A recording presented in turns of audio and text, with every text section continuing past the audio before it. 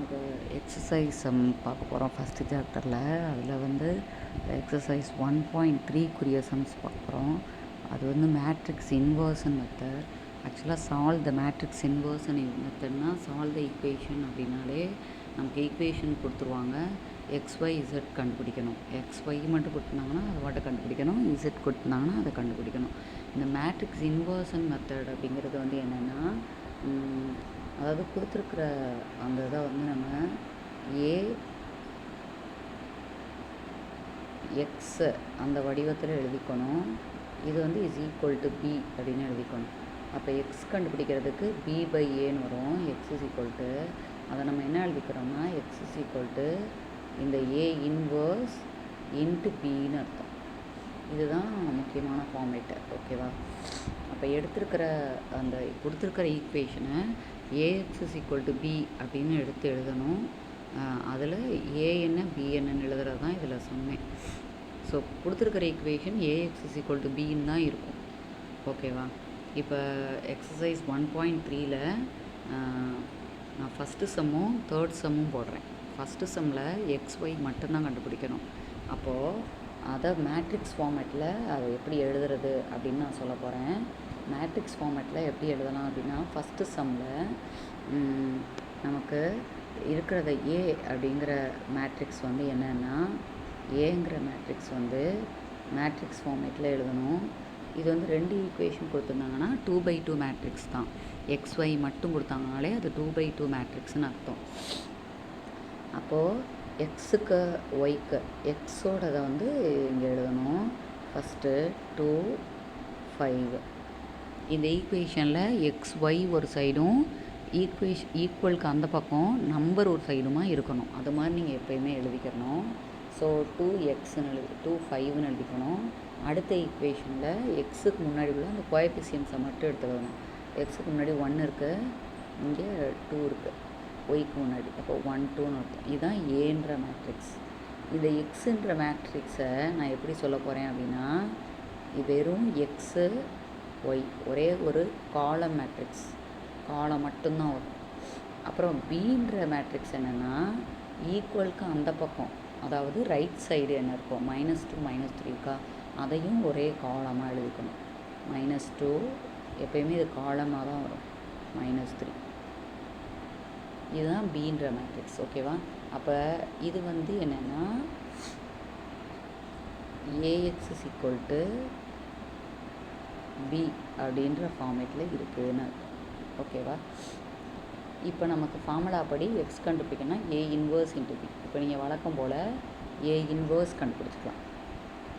A inverse கண்டுபிடிக்கணும்னா என்ன செய்யணும், 1/mod A into at J இல்லையா? அப்போ முதல்ல டிட்டர்மினன்ட் கண்டுபிடிக்கணும். Modulus A. மாடுலஸ் ஏனா மாடுலஸில் 2, 5, 1, 2 இதுக்கு மாடுலஸ் கண்டுபிடிக்கிறோம். அப்போ 4 -5ன்னு கிடைக்கும். அப்போனா -1.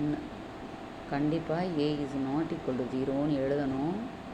தேர்ஃபோர் A இன்வர்ஸ் எக்ஸிஸ்ட் அப்படின்னு எழுதிக்கணும். ஓகேவா? அதுக்கப்புறமேட்டு அட்ஜியே 2/2 மேட்ரிக்ஸுக்கு அட்ஜியை சொல்லியிருக்கேன் ஏற்கனவே. ஃபஸ்ட்டு கிராஸை இடத்த மாற்றணும், செகண்ட் கிராஸை குறிய மாற்றணும். ஓகேவா? அப்போ ஃபஸ்ட்டு கிராஸை இடத்த மாற்றணும். இடத்த மாற்றினாலும் 2 தான் வரும். செகண்ட் கிராஸை குறிய மாற்றணும்னா இது -5, இது -1ன்னு வரும். இதுதான் அட்ஜியே. ஓகேவா? இப்போ A இன்வர்ஸ் என்னென்னா, A inverse is equal to, ஃபார்முலாவை நான் உங்களுக்கு ஞாபகப்படுத்துறதுக்காக எழுதுகிறேன், 1/mod A இன்ட்டு அட்ஜிஏ. அப்போ என்ன கிடைக்கும், A inverse is equal to 1/-1. அட்ஜிஏ வந்து என்னென்னா 2 -5 -1 2ன்னு கிடைக்கும்.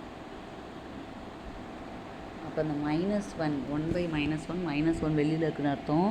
ஆல்ரெடி நான் சொல்லியிருக்கிறேன், மேட்ரிக்ஸை பொறுத்த வரைக்கும் வெளியில் ஏதாவது நம்பர் இருந்துன்னா உள்ளே மல்டிப்ளை பண்ணும்போது எல்லா எலமெண்ட்டோடையுமே மல்டிப்ளை பண்ணணும். அப்போ இது என்ன ஆகும்னா -2, இது 5, 1 -2, மைனஸாக இருக்கிறதெல்லாம் ப்ளஸ் ஆயிரும், ப்ளஸ்ஸாக இருக்கிறதெல்லாம் மைனஸ் ஆகும். இதுதான் வந்து என்னென்னா ஏ இன்வர்ஸ். ஓகேவா? அடுத்து ஏ இன்வர்ஸ் இன்ட்டு எக்ஸ் கண்டுபிடிக்கணும்.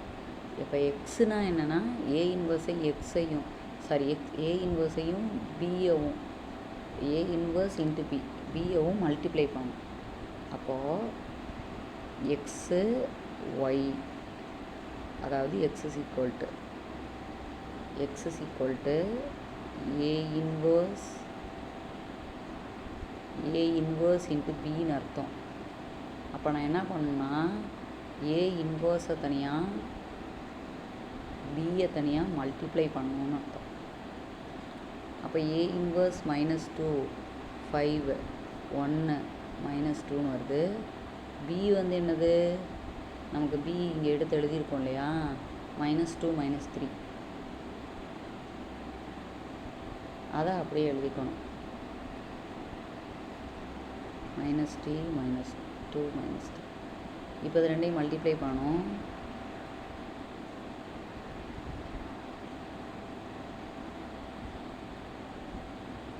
மல்டிப்ளை பண்ணனா -2 5, அப்போ 4 -15 4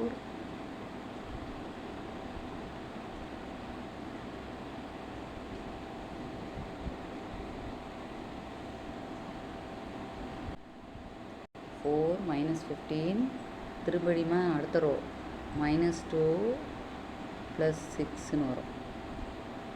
இது என்ன ஆயிரும் -11, இது 4ன்னு வரும். ஓகேவா?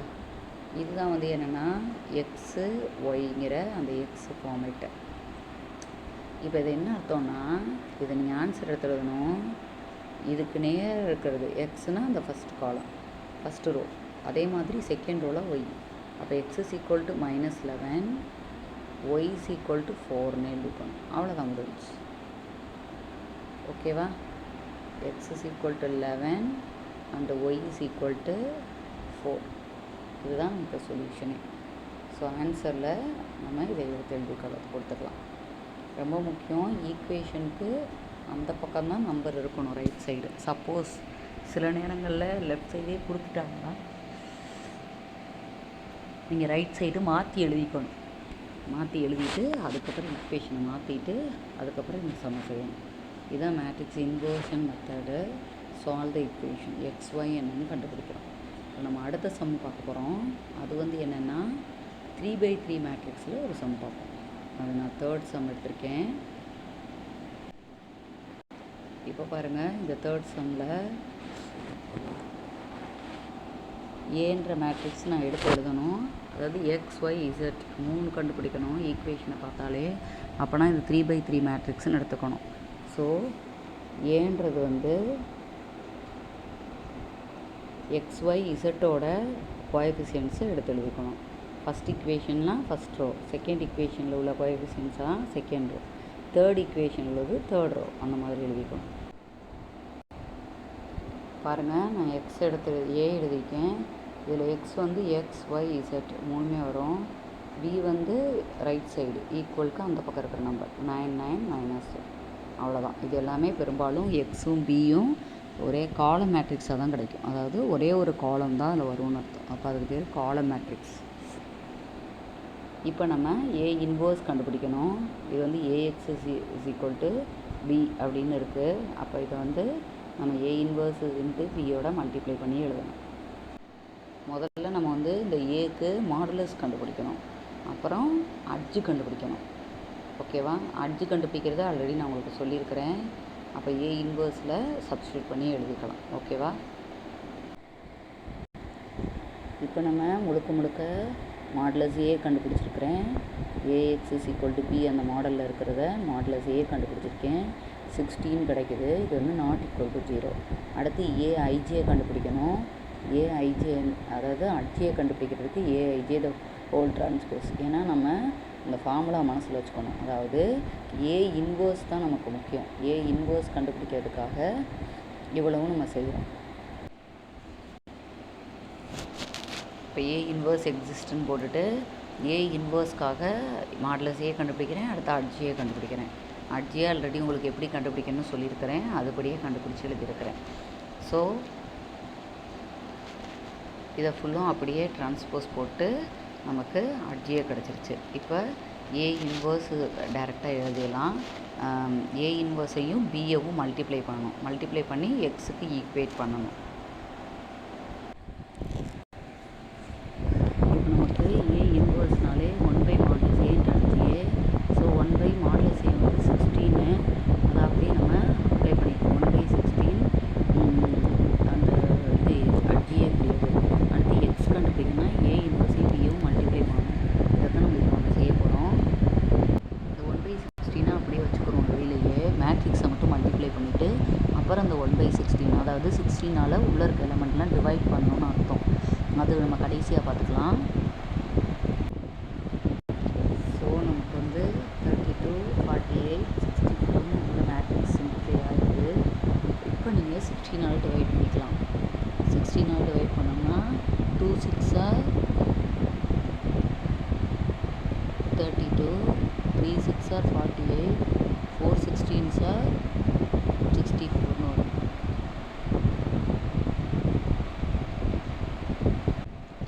இப்போ நமக்கு லெஃப்ட் சைடு வந்து என்ன இருக்குன்னா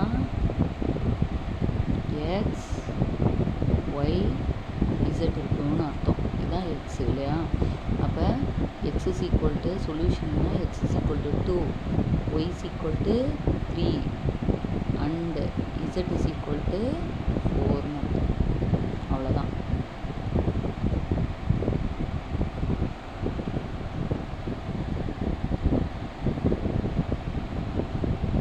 இதுதான் நமக்கு ஆன்சர்ஸே. ஓகேவா? 2 3 4. இதே மாதிரி தான் 2/2 மேட்ரிக்ஸுக்கு ஒன்றும் நம்ம 3/3 மேட்ரிக்ஸும் பார்த்துருக்கோம். இதே மாதிரி தான் சப்டிவிஷன் 2வும் சப்டிவிஷன் 4ம் இதே கான்செப்ட் தான். இப்போ இதில் இந்த சப்டிவிஷன் 4ல் பார்த்தீங்கன்னா இந்த -2 அதாவது கான்ஸ்டன்ட் வந்து லெஃப்ட் சைடே கொடுத்துருக்குறாங்க. நீங்கள் முதல்ல இந்த ஈக்குவேஷனில் நீங்கள் ரைட் சைடுக்கு மாற்றி எழுதிக்கணும். ஈக்குவல் டு +2 அப்படின்னு இதில் எழுதிக்கணும். ஓகேவா? எழுதிட்டு தான் அந்த சம்மை செய்யணும். ஸோ இந்த 4th ஈக்குவேஷனில்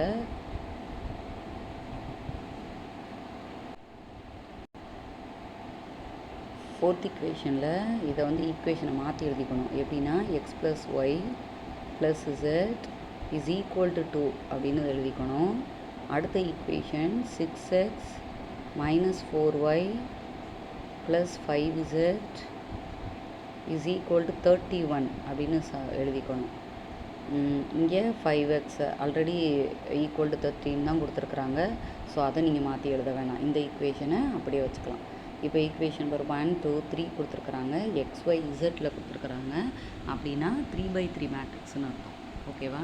அது மாதிரி கொடுத்துருந்தாங்கன்னா அந்த கான்ஸ்டண்ட்டை லெஃப்ட் சைடே கொடுத்துருந்தாங்கன்னா அந்த கான்ஸ்டண்ட்டை மட்டும் மாற்றிக்கிட்டு அதுக்கப்புறம் நம்ம வந்து சம் செய்யணும். ஸோ இதுதான் ரொம்ப முக்கியமான சம்மு. 3/3 மேட்ரிக்ஸ் தான் அதிகமாக கேட்டாங்கன்னா பொறுமையாக கரெக்டாக நம்பரை நீங்கள் எழுதிக்கணும். பெரும்பாலும் இந்த மாதிரி நீங்கள் சிம்பிளிஃபை பண்ணுறதுக்கு ஏற்ற மாதிரி தான் கொடுத்துருப்பாங்க. அப்படி வரலனாலே ஏதோ நீங்கள் உள்ள மிஸ்டேக் பண்ணியிருக்கீங்கன்னு அர்த்தம். ஸோ இன்னொரு தடவை எப்போயுமே நீங்கள் ஒரு தடவை செஞ்சுட்டு இன்னொரு தடவை நீங்கள் வெரிஃபை பண்ணுறது ரொம்ப ரொம்ப நல்லது. மேக்ஸை பொறுத்த வரைக்கும் கண்டிப்பாக நம்ம அதை செஞ்சே ஆகணும்.